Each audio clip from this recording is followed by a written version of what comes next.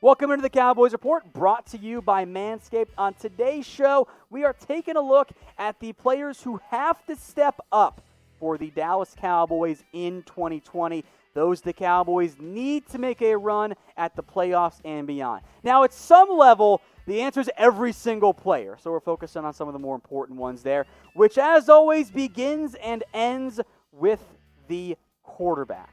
The quarterback, fair or not, ends up getting the credit and the blame in the end, even if it wasn't his fault or wasn't the reason why the team ended up winning. Now, Dak played great last year. I'm not going to entertain arguments otherwise because you're just wrong. But the Cowboys still need more out of Dak Prescott, especially in games against better opponents. And Dak, quite frankly, I think is under more pressure than any other quarterback in the NFL. I think he's under more pressure than any Cowboys player on top of that. The Cowboys need Dak to play well, and Dak has to either prove that A, he's worth the contract he just got, or he is worthy of getting a big-time contract. So I have confidence in Dak Prescott, but that's always going to be a nerve-wracking thing because he's not Mahomes, but nobody is except, Patrick Mahomes. I want everyone in the comments here, as we continue to go through 7 more names, let me know who is the Cowboys player that must step up this year. Is it Dak? Is it somebody else? Any player that you have in mind, shout them out in the comment section.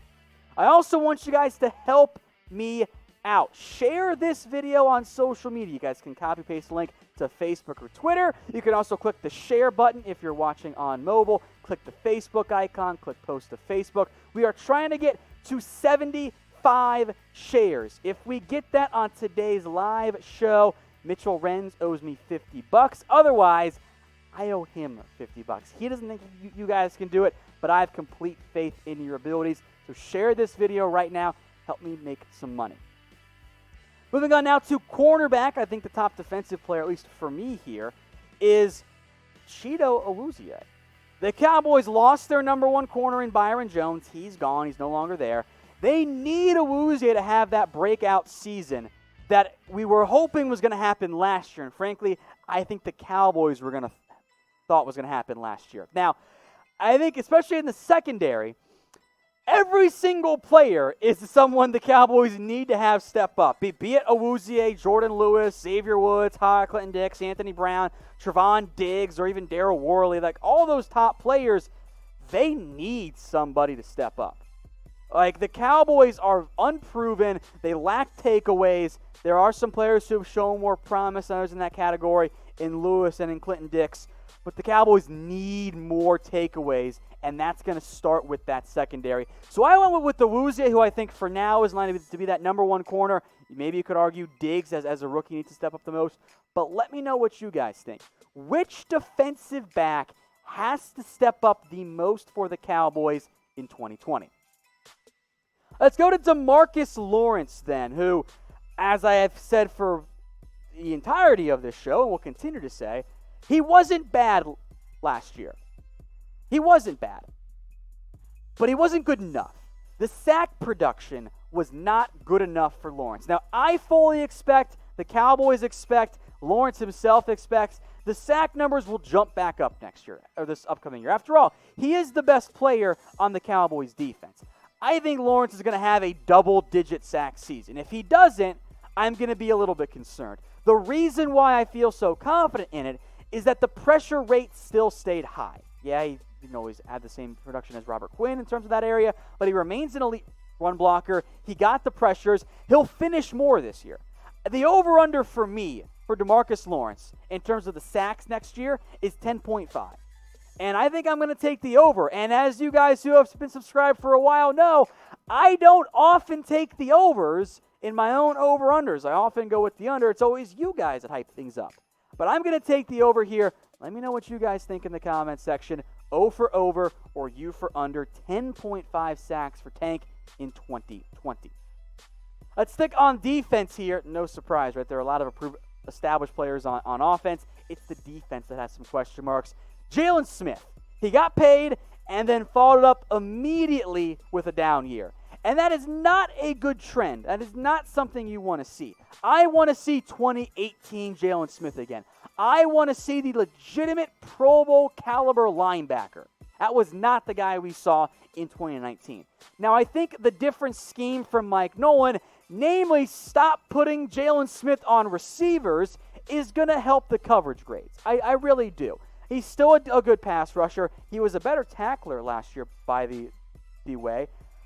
I am optimistic that Smith bounced back because I want to like Jaylon Smith. I really do. But I also I saw the doubts last year. They are now in my mind, before the year, one of my favorite players. He wasn't as good this year. That's a significant red flag for me, so I hope that Jaylon Smith steps up in a big way and plays a lot more like he did in 2018. Speaking of stepping up, you should step up your men's grooming game if you want to, get something else up in the process. Manscaped.com, 20% off with promo code Cowboys. It's the Lawnmower 3.0. That's the single best men's grooming tool out there. You can get the perfect package as well. That's available. It's all 20% off at manscaped.com if you use promo code Cowboys. And by the way, if you get the perfect package, you'll get some other goodies as well. The ball toner, the ball conditioner, and I continue to swear by this, the single best pair of underwear that I own from Manscaped. That is the perfect package. Those links are in the comments and the description. But just one more time for you guys, in case you need to hear it again, it is manscaped.com. Promo code Cowboys gets you 20% off, and it gets you free shipping. I'm going to take the cop-out answer here now on my next player, a defensive end. Just one of them not named DeMarcus Lawrence. So I am totally cheating here, but it's my show, so I set the rules. Robert Quinn leaves in free agency. Is it Tyrone Crawford? Is it Aldon Smith? Does Randy Gregory get reinstated? Does Dorrance Armstrong suddenly break out? Does Bradley and I prove a nice surprise as a fifth-round pick? Is it Joe Jackson or one of the other guys that we're not going to spend time talking about today? Somebody has to emerge. The Cowboys need another edge rusher. Doesn't have to be a double-digit sack guy like Quinn last year, but I need something. The Cowboys need something in terms of those options. They need a player there who can make an impact as an edge rusher. They need that. Maybe Quinn as a Crawford as a run stopper helps out a bit as an interior pass rusher as well. Maybe Aldon Smith returns and looks like the old Aldon Smith. Maybe Randy Gregory gets reinstated. It has to be somebody there. I'm not sure yet who it is. You guys can throw in some names if you want. If I had to pick one, maybe because he's reinstated, maybe it's Aldon Smith. But that's a pretty big ask that a player hasn't played in several years. Next up is Leighton Vander Esch. Again, I am focusing on defense because defense is where I have the most concerns with this team. Leighton Vander Esch coming off the neck injury. There are long-term concerns for me. The Cowboys keep saying no, there aren't. I will believe it once I see it. I'll be cautiously optimistic, but I'm going to have that doubt in the back of my mind. He was great as a rookie in 2018. Both Jaylon and LVE balled out in 2018. Then 2019 comes, and he struggled. They were not the same player. Leighton Vander Esch kind of forgot how to tackle, and then he regressed in coverage. Look at the differences there in the PFF grades. Those are bad. Those are not good. Now, the injury, I think, did play a big factor in Vander Esch's struggles, but isn't that going to be hanging around there a little bit as well? So if I'm the Cowboys, I need both of these players still because you spent a first-round pick on Vander Esch and you pay Jaylon Smith. That is a significant red flag for me. So hopefully they step up. But who's more important to this Cowboys team? Is it LVE, Leighton Vander Esch, or is it Jaylon Smith, JS? Let me know what you guys think in the comment section. I don't have a great answer. At some level, it's both. But I think for the Cowboys, I'm actually going to go with Jaylon Smith because if one of them struggles, you probably want it to be the guy that you didn't just pay. So I'm going to go with JS, but I think both of these are very acceptable answers. Let's go now to Connor Williams. And I thought about going with a center here, but I didn't want to cheat twice on the same video. Williams does have injury concerns. That is a significant red flag for me because he's missed time in both of his first 2 years. And when you're 2 for 2 in terms of getting hurt, It's a red flag as you enter year 3. The loss of Travis Frederick at center adds to the pressure on Connor Williams. Now, he was better last year. He was a starting caliber left guard. Not elite, don't get wrong there, but he added weight, was better in the run game. The pressures all dropped down across the board. He was better in pass protection. He was a better player flat out in pretty much every phase in the game. Exactly what you want to see in year 2. But he's coming off injury. He says he's going to be good to go in time for week 1, but he's going to be impacted in terms of his rehab, his strength, all that. He's not going to have the same full offseason you'd want to have a player entering the often pivotal potential breakout year 3. Now, I still have some confidence in Williams, but I will make this note. I am all for an open left guard competition. If Connor McGovern wows and beats out Seawell for the job, that's not a problem. You don't have to hand it to either of them, and frankly, with Williams coming off an injury, you shouldn't be either.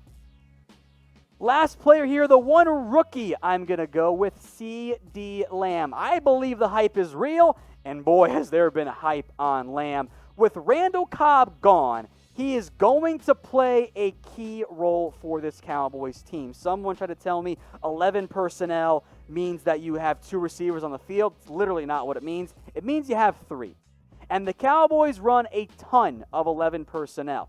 Randall Cobb had 83 targets last year. He nearly had 1,000 yards. There is going to be volume to go to CeeDee Lamb. There is going to be opportunities for him to step up.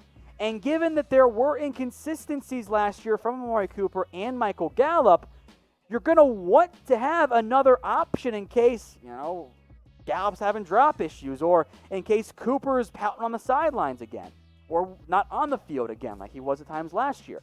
In theory, Lamb sets that up.